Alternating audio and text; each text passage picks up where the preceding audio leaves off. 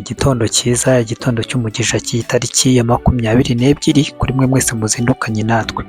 Tuje mu makuru yacu ya kabiri yo muri iki gitondo, turagaruka kuri uyu mugabo mureba imbere yanyu, ni William David Guresli. Uyu nguyu akaba ari we wagizwe umuyobozi wa MONUSCO, iyi ngabo z'ubutumwa bw'umuryango w'abibumbye zishinzwe kugarura amahoro mu burasirazuba bwa Kongo. Iby'uyu mugabo ndaje tubive muzingo, ariko ndagaruka nanone kuri uno mujyi wa Goma. Mu mujyi wa Goma narabibabwiye nti Goma imeze nk'umugore utwite, murambwa ngo nayawe, ngo ni iterabwoba, ngo ni igipindi, ngo ni viyuzi. Ariko ngira ngo mwamaze kubona itangazo ryashyizwe hanze n'izi nyeshyamba hano mu mujyi wa Goma yuko mu bice bya Himbo imihanda yaho ifunze. Turarebera hamwe ni izihe mpamvu nyamukuru zaba zatumye ino mihanda ifungwa. Twaguteguriye bimwe mu bigendanye n'izi nyeshyamba. Umujyi wa Goma ni ubarirwamo abaturage bakabaka ibihumbi birenga 30 n'imisago. Ni gute bafungirwa imihanda bagahezwa mu ngo? Hagiye kuba iki? Iyi ni Inkubi Official TV, wanadusanga kuri Inkubi Media TV. Tugwaye ikaze, nawe uzubane natwe, dusigire igitekerezo cyawe muri commentaire, wanadutera inkunga yawe ukora like, ukora share, kandi wanakora subscribe ubaye bwo bwa mbere ugeze aha hantu. Ntatindiganyije, reka duhere ku mujyi wa Goma. Uyu mujyi umaze iminsi usakizwa bya hato na hato. Zinyeshyamba murabizi ko ari zashinze ibirindiro byazo bikuru.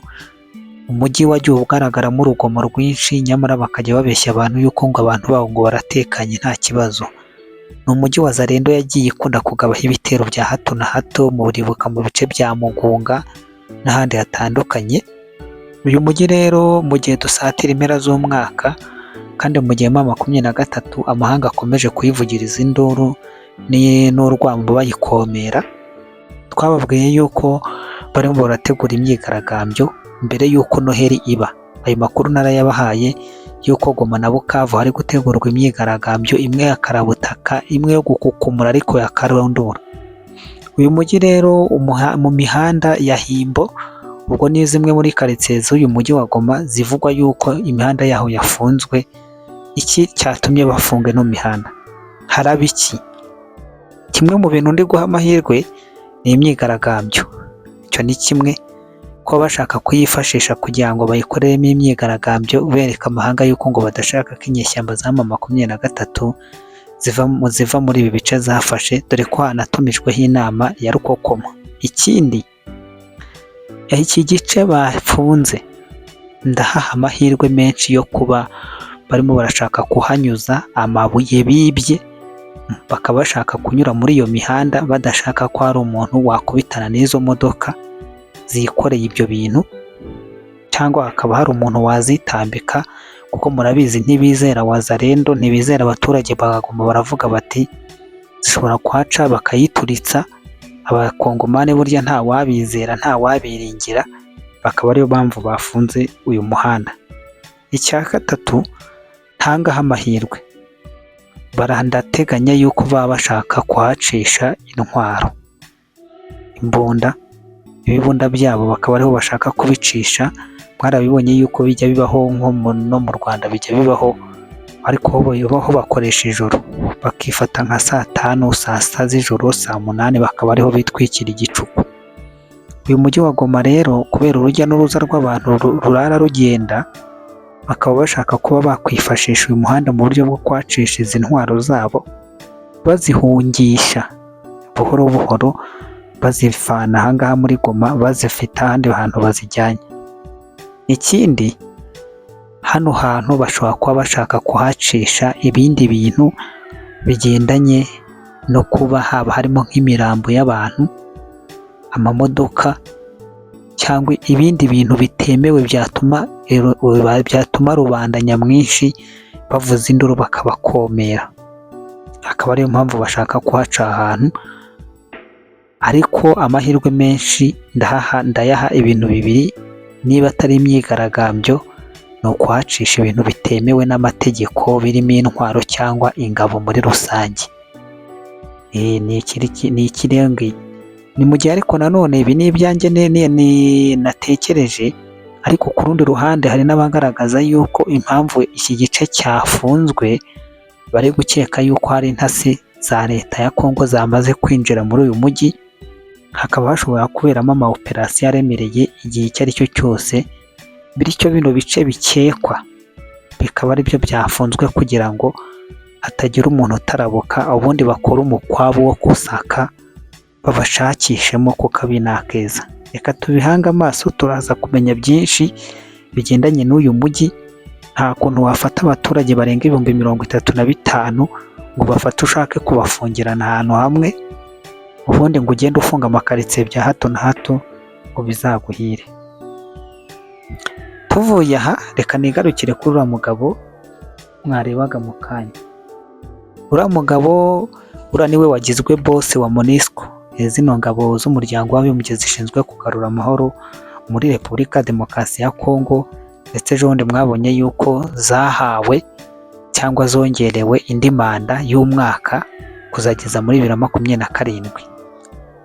Izi ngabo rero ndetse n'uyu umugabo witwa ngo ni David William Gressley. Uyu mugabo nabonye ari umunyabigwi, yakoze mu muryango w'abibumbye mu bihe bitari bimwe. Nko mu kwezi kwa kabiri kwa 2021 yari korodinateri w'ibikorwa by'umuryango w'abibumbye no kugarura amahoro n'uburenganzira bwa muntu muri Yemen. Kuva muri 2005 kugeza 2008 yari yungirije umuyobozi mukuru w'ubutumwa bw'umuryango w'abibumbye muri Sudani y'Amajyepfo. Kuva 2008 kugeza 2011 uyu mugabo yari noneho niwe wari waragizwe umuyobozi mukuru w'ubu butumwa n'ubundi muri iyi Sudani y'Amajyepfo. Uyu mugabo kandi yakoze mu bihe bitandukanye muri UNICEF, yakoze muri UNICEF mu ishami ry'umuryango w'abibumbye rishinzwe kwita ku bana mu Buhinde, yakoze muri iri shami ry'umuryango w'abibumbye muri Guinea, muri Nigeria. Urumva yuko ni umuhanga cyane, amenyereye ibihugu bya Afurika. Urumva ko yakoreye muri Afurika y'Uburengerazuba, yakoreye hano muri Afurika isa nk'iy'Amajyaruguru hano muri Sudani, ariko muri Afurika y'Uburasirazuba bwo hagati y'Amajyaruguru. Ikindi akavugwa yuko yakoze ari korodinateri w'umuryango w'abibumbye muri MINUSMA. MINUSMA ni ubutumwa bw'umuryango w'abibumbye bwari muri Mali. Hahandi ejo bundi makoro bagize gutya bakamuhambiriza. Ni umunyamerika rero, akaba avuga yuko ni umunyamerika arubatse, akaba afite n'abana 6. Urebye ayo niyo makuru y'ibanze ndabashije kumubonaho. Uyu David William Gressley cyangwa William David Gressley, it depends nuko wabisoma, ariko ayo niyo makuru y'ibanze namuvugaho. Nukuza rero tukareba ngo azatanga umusaruro ki, nkwibutsa yuko agiye gusimbura Bintou Keita wamaze gusezera, wagiye mu kiruhuko cy'izabukuru, wavuze ati ndisaziye.